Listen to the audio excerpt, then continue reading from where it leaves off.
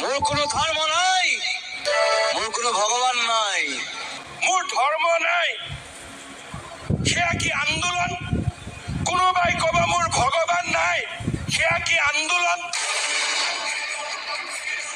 জুবিন গাৰ্গৰ যিটো আদৰ্শ, আজি সেই আদৰ্শৰ বিপৰীতেই চব কাম হৈ আছে। জুবিন গাৰ্গে তেওঁৰ শৰীৰতে মহাদেৱৰ টেটু বনোৱা আছে। তেওঁ এজন শিৱ ভক্ত আছিলে।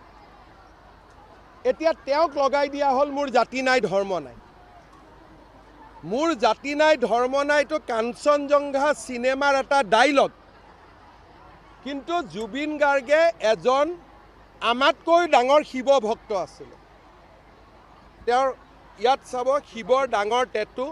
ৰীতা চৌধুৰীৰ লগত সাক্ষাৎকাৰত চাব তেওঁ বুজাইছিল তেওঁ কিমান শিৱ পূজা কৰে। আৰু মোৰ লগত বহুত ফটো আছে য'ত জুবিনে মন্দিৰত পূজা কৰে। জুবিনকতো নাস্তিক বনাই দিলে বাওঁপন্থীসকলে।